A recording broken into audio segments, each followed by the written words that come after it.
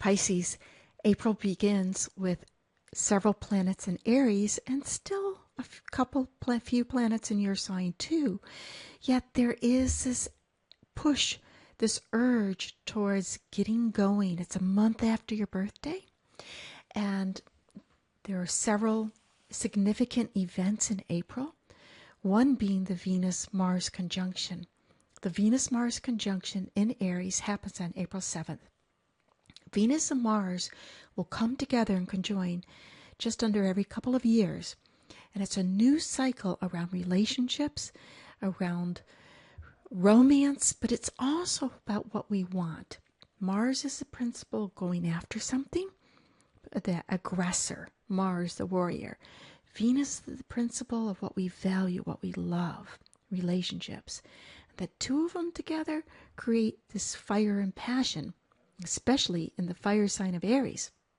And it's in a sector of your world the month after, an angle after your birthday, that is saying put some effort, put some energy, put some passion into digging out and starting again and uncovering what you can do, your resources, what you have at your disposal to be the person you want to be able to express yourself this life, to accomplish what you want to accomplish this life. Put some energy into it. Do an inventory of what's important for you, what you have and what you don't have, or what you would like to have, what you would like to make happen, what you would like to go after. That if you did have that, if you did have that talent, if you did have that thing, if you did have that money, that it would support you in being able to develop to your fullest potential. That you will feel this and maybe have a real good clue about all those things on the new moon, which is April 10th. And then 2 days later, Pluto goes retrograde.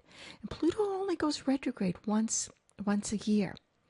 And it's going retrograde in Capricorn.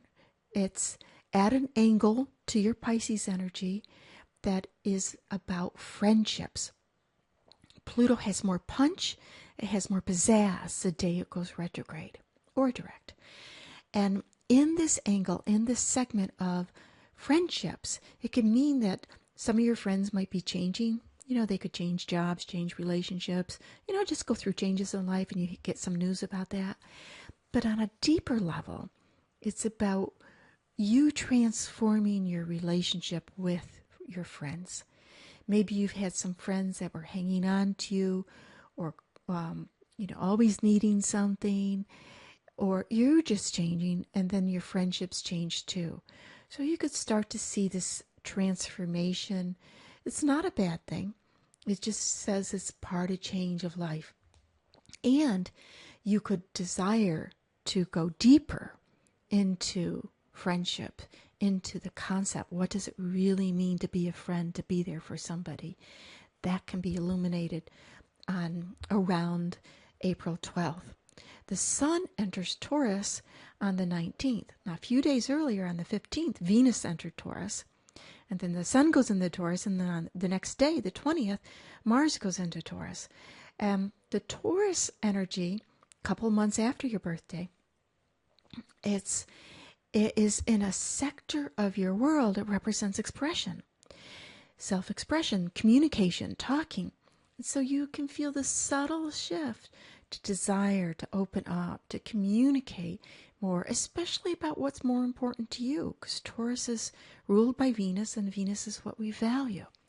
So being able to express what's important to you, how you feel, what you need, what is in your heart, you can start to really feel that subtle shift by mid towards and throughout the rest of April.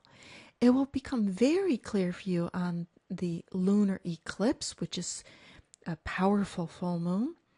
And this is a very powerful full moon.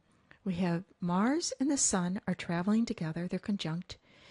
The day of the lunar eclipse, the moon is in Scorpio conjunct Saturn.